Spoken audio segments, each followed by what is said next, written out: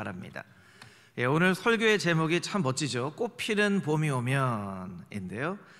꽃피는 봄이 오면이라는 제목으로 함께 은혜를 나누도록 하겠습니다. 오늘은 대강절 셋째 주입니다. 대강절은 말 그대로 예수님을 기다리는, 이 땅 가운데 오실 아기 예수를 기다리는 그런 절기 있죠. 대강절의 주제는 기다림입니다.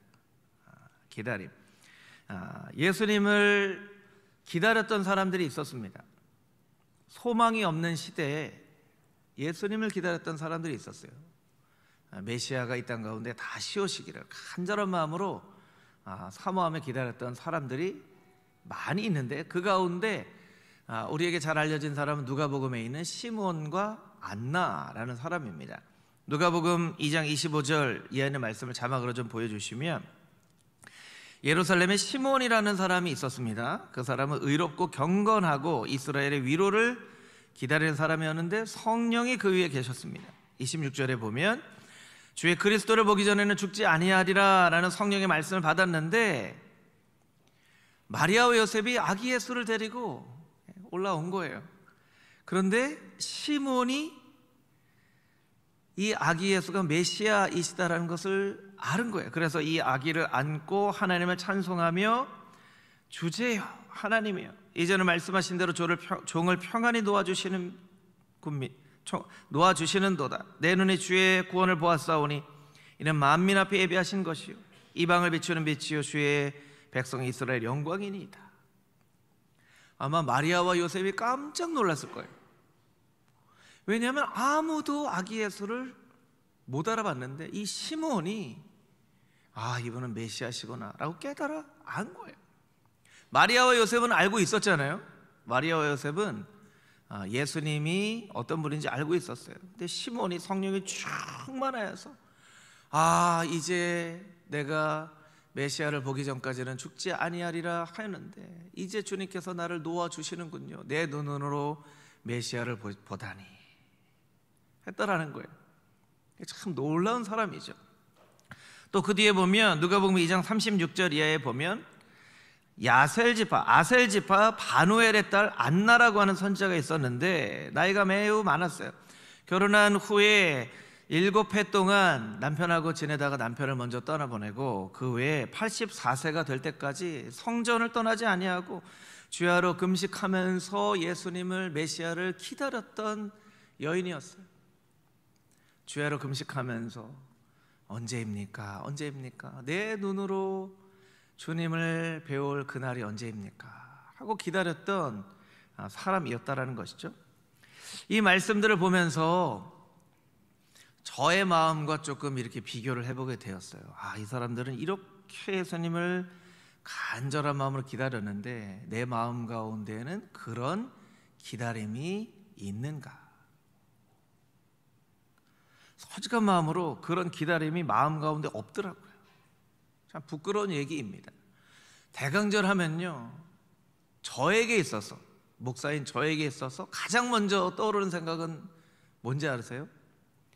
무슨 본문으로 또 어떻게 설교를 하나. 왜냐하면 여러분, 대강절에는 설교를 할 수 있는 본문이 딱 정해져 있어요. 아기 예수님이 오시는 그 본문. 근데 이 대강절을 매해마다 보내잖아요. 그러니까 매해마다 똑같은 설교를 할 수는 없고 이 본문을 가지고 어떻게 또 새로운 설교를 할까, 이게 이제 고민이에요.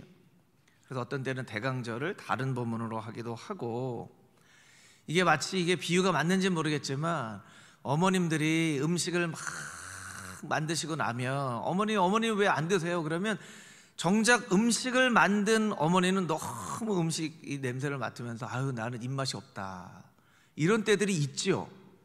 우리 어머님들은 어떠세요? 그런 때가 있나요, 없나요? 그런 때 있죠. 그게 제 마음이 좀 그런 마음이에요.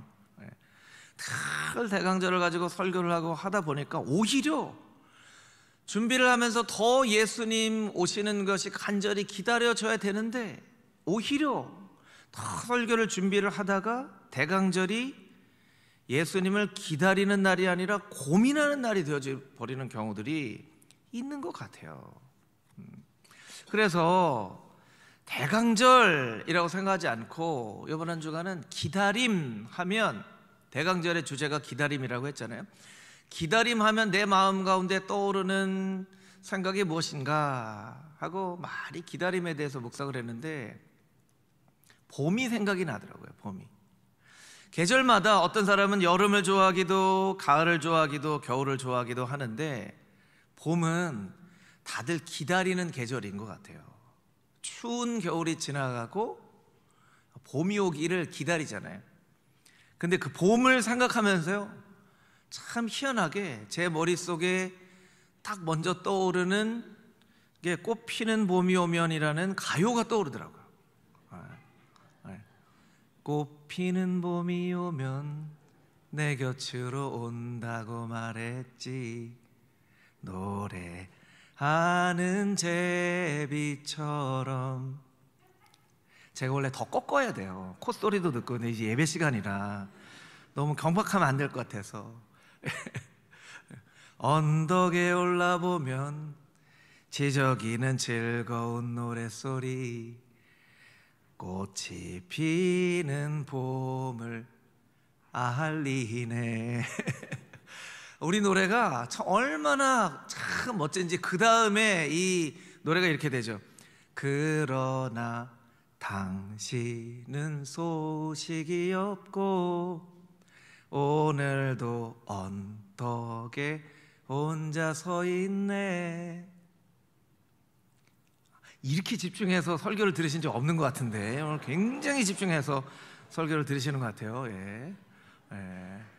이 노래가 여러분 기억이 나시죠?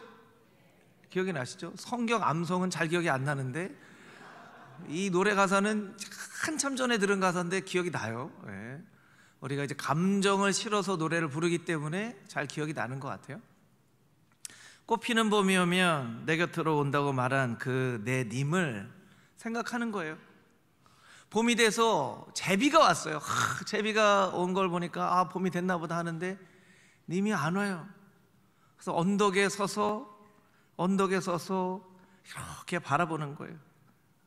오늘도 언덕에 혼자 서 있네.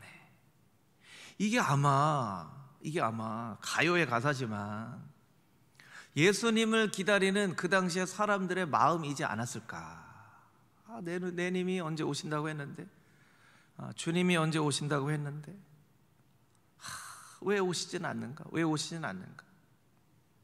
여러분, 이런 기다림의 마음이 마치 정말 봄은 너무나 놀라운 계절이어서 아주 연약한 새싹이 얼어붙은 단단한 땅을 뚫고 나오잖아요.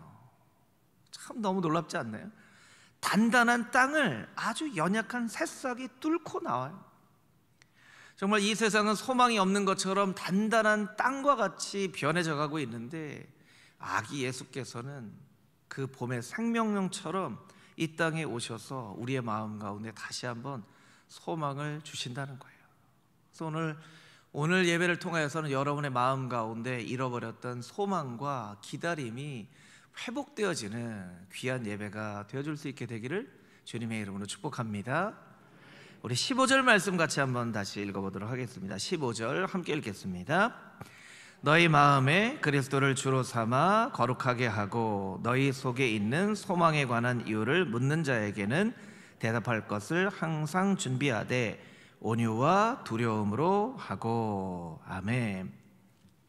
베드로전서 말씀은 예수님의 다시 오실 날을 기다리는, 준비하는 성도들을 위한 말씀이에요.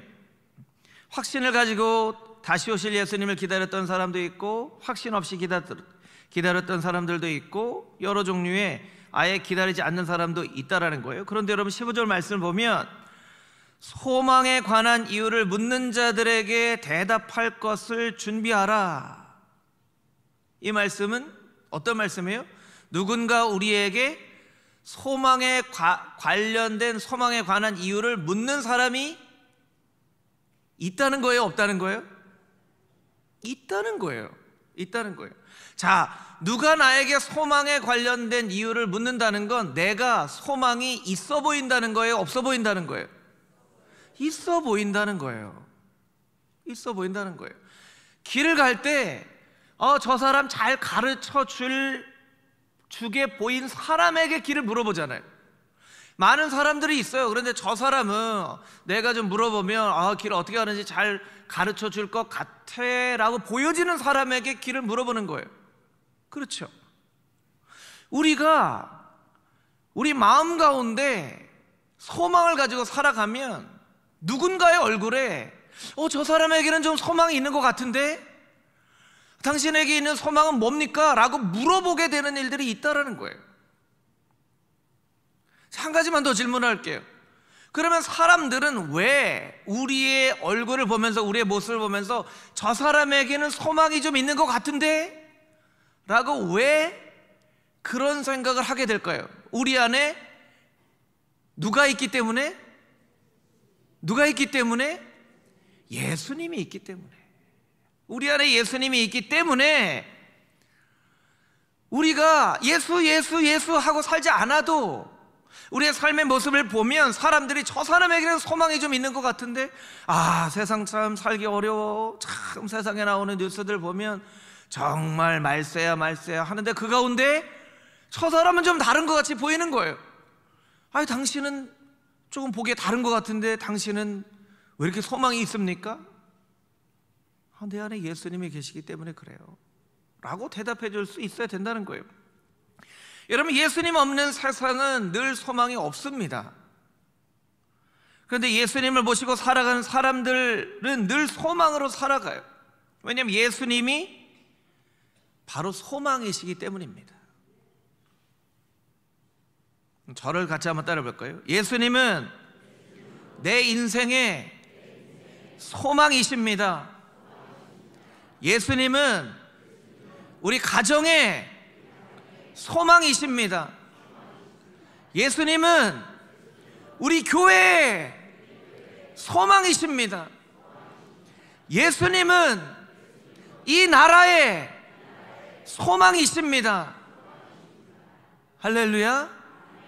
아멘. 여러분, 예수님이 이 나라의 소망이시라는 거예요.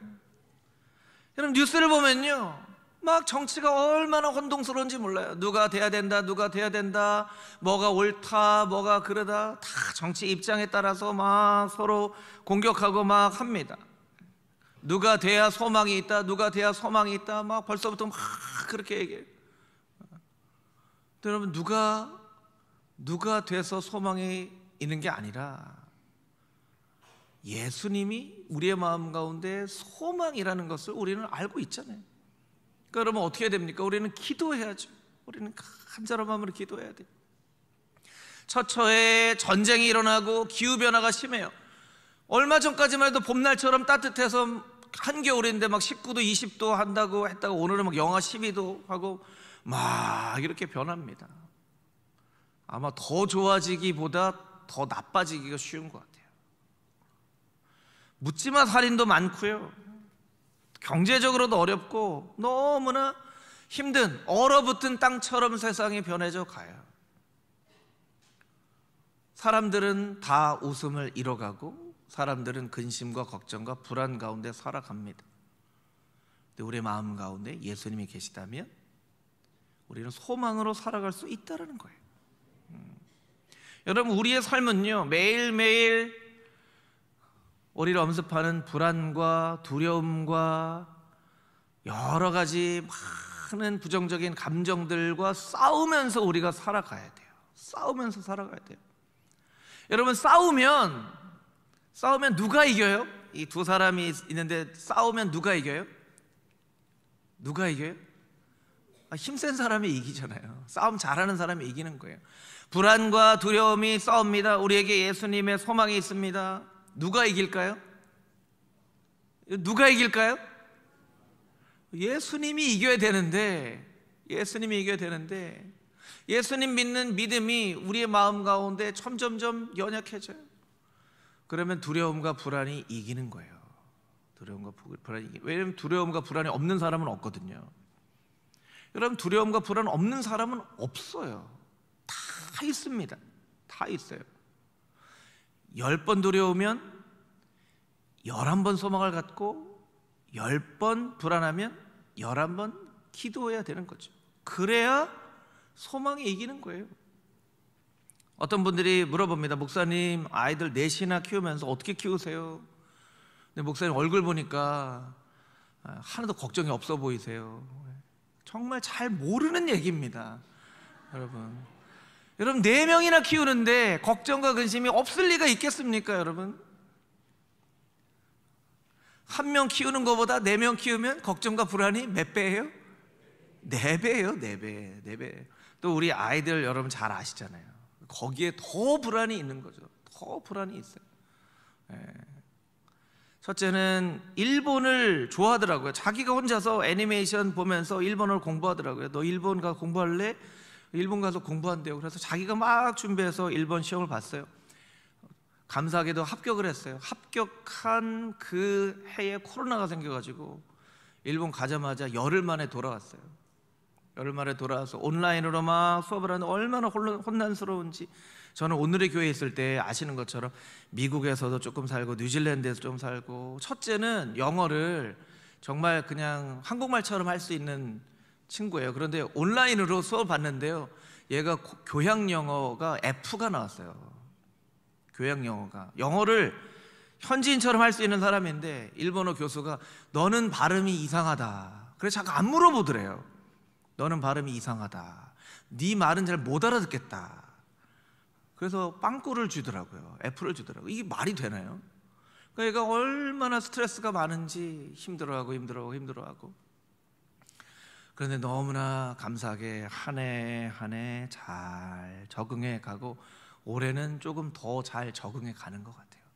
옛날 생각했으면 정말 학교를 다닐 수 있을까 하는 막 걱정과 불안과 염려가 너무나 많았는데, 그럴 때마다 기도하고 아이가 이렇게 점점 좋아지는, 옛날 생각하면 그렇게 불안해할 필요가 없었는데 이런 생각이 드는 거예요. 둘째는요, 하나님이 저희 둘째에게 주시지 않는 게 있어요. 총명함을 주시지 않았어요. 이쁜 얼굴은 주셨는데 총명함은 주시지 않았어요. 그런데 저랑 아내랑 이 둘째의 인생에 이렇게 나뭇결처럼 인생의 결이 있을 텐데, 그 결을 잘 따라서 둘째가 잘 인생을 살아갈 수 있도록 뒤에서 잘 서포트를 해주자. 그래서 얘는 이제 운동을 좋아해가지고요, 고등학교도 운동하는 고등학교 가고, 대학도 운동을 통해서 장애인들을 돕는 그런 특수 체육 교육학과를 갔어요.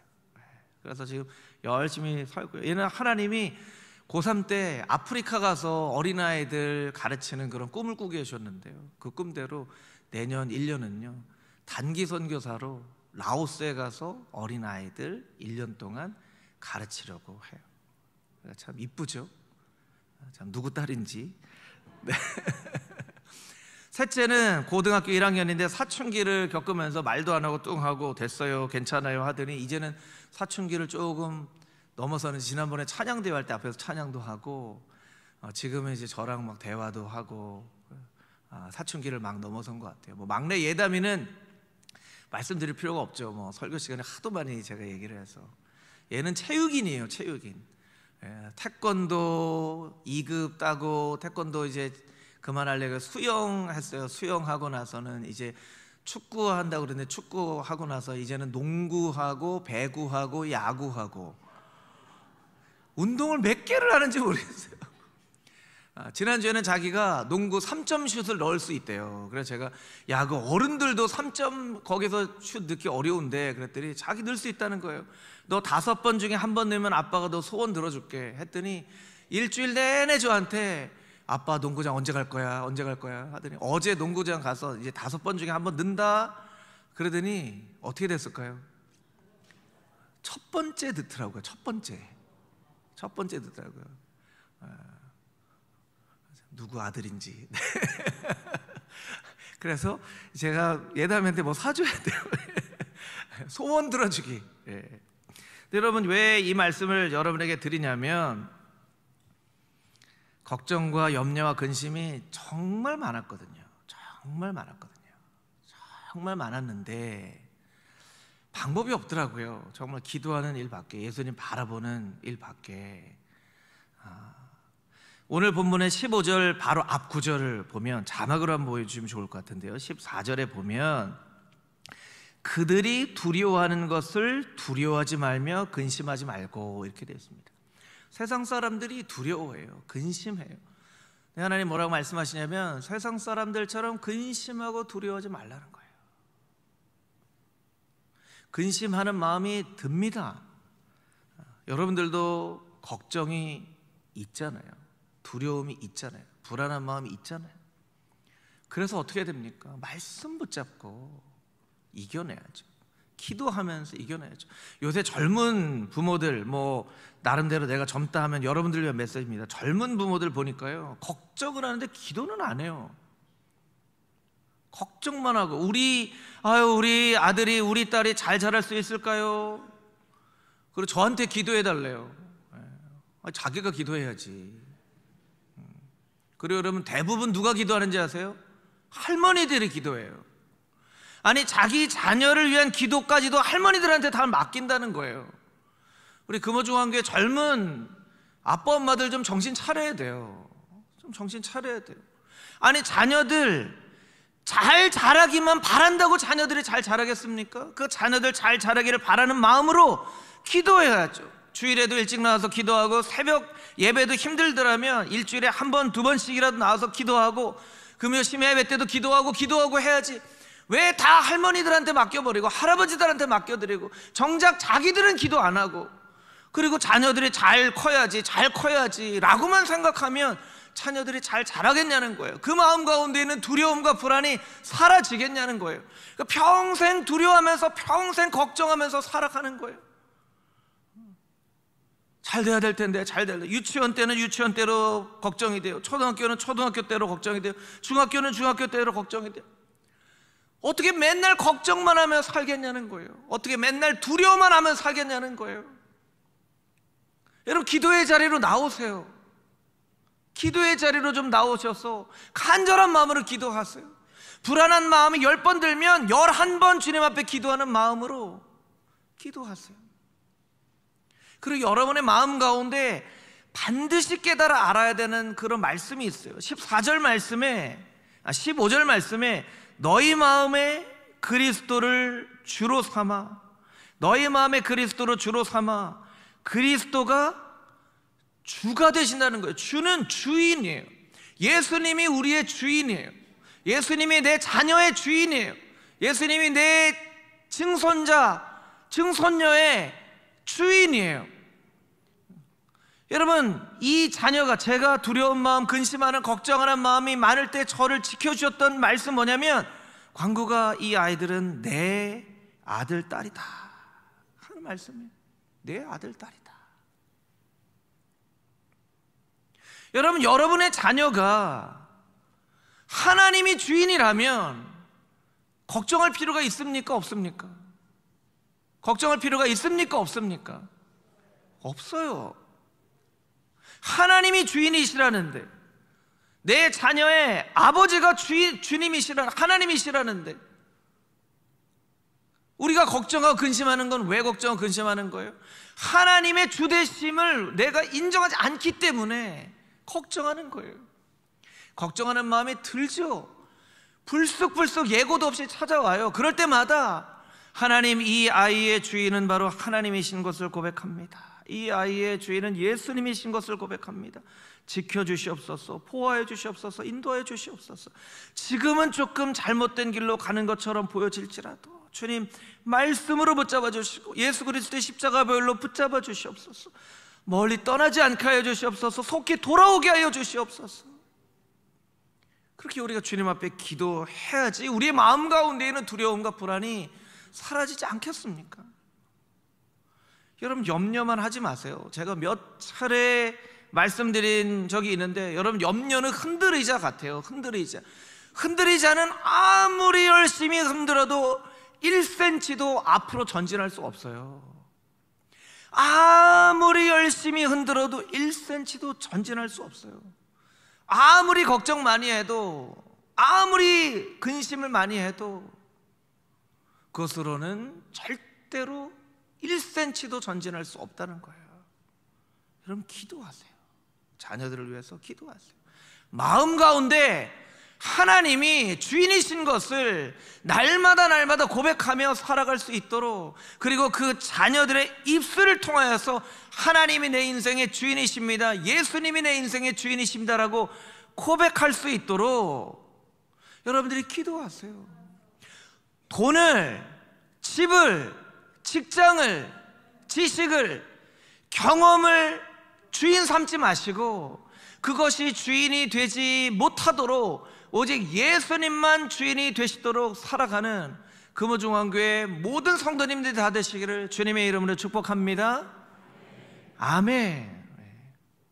우리 예배 중에는 전화를 꺼주세요.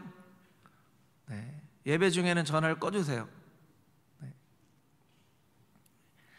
정말 절망 가운데 살 수밖에 없는 그런 사람들도 있습니다. 김혜남 박사님이라고 하는 분의 오늘 내가 사는 게 재미있는 이유라는 책이 있어요. 김혜남 박사님 사진 혹시 좀 보여주면 좋을 것 같아요. 10년 전에 찍은 사진이더라고요. 지금은 파킨슨 병을 앓고 있어요. 23년째. 서울대 교수였어요. 서울대 교수고, 그리고 자기 개업 전문병원, 신경정신과 전문병원 개업을 하자마자 1년 만에 나이 43살에 파킨슨 병이 발견이 됐어요. 그러니까 여러분 43인데 이제 서울대 교수 하기가 쉽지 않잖아요. 서울대 교수를 다 멋지게 하고 이제 개원을 해서 자기 병원을 차렸는데 1년 만에 파킨슨 병이 걸린 걸 알고 한 달 내내 침대에 누워서 울었대요. 한 달 내내 침대에 누워서 천장만 바라보고 울었대요. 그런데 어느 날 깨달은 거예요. 이 천장만 바라보고 있는 것으로는 아무것도 변화될 수가 없구나. 그리고 책을 쓰기 시작하고 병원 진료를 하기 시작하고, 어떤 때는요 너무나 몸이 아프고 괴로워서 몸을 이렇게 움직일 수도 없고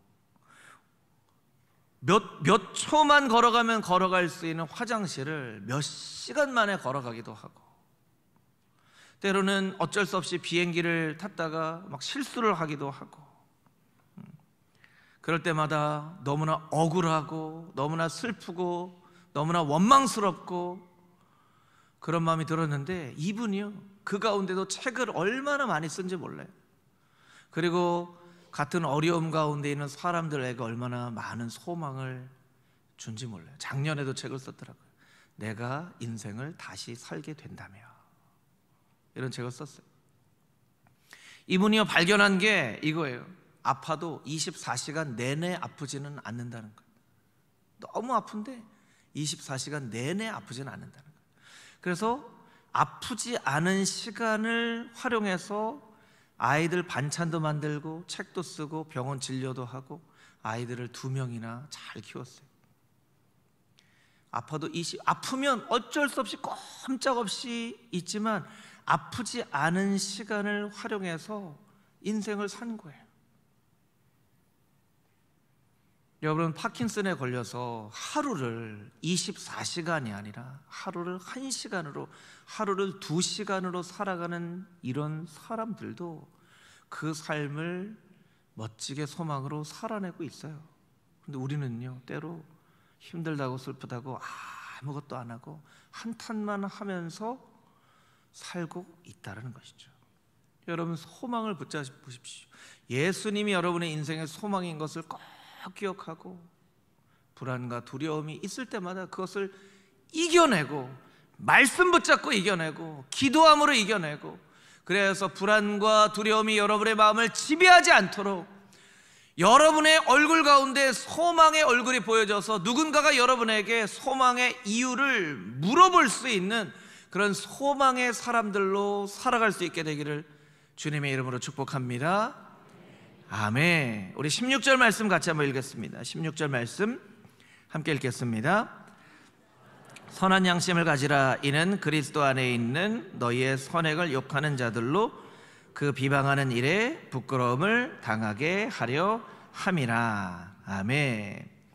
일본 작가 마루야마 겐지라고 하는 작가의 그렇지 않다면 이토록 석양이 아름다울 수 없다라는 책에 보면 이런 구절이 나옵니다. 찬바람 부는 광야를 홀로 걷는 것 같은 깊은 외로움에 시달릴 때가 있을지라도 자신의 생명은 어차피 타다 남은 나무 토막 같다고 쉽게 단정해서는 안 된다. 마음의 눈을 뜨고 주위를 샅샅이 보면 마른 풀에 몸을 숨기고 개화의 계절을 기다리는 들장미의 다부지고 씩씩한 모습을 발견할 것이다.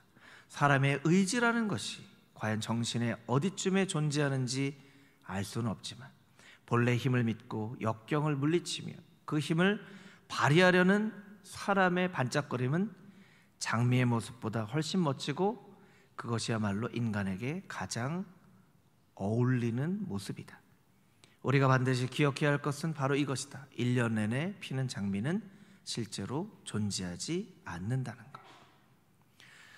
여러분, 다른 사람의 인생을 보면 장미꽃같이 보여지는 때가 있죠. 저 사람은 걱정도 없고 근심도 없고 슬픔도 없고 불안도 없을 것 같아, 이렇게 보여지는 그런 사람들이 있어요.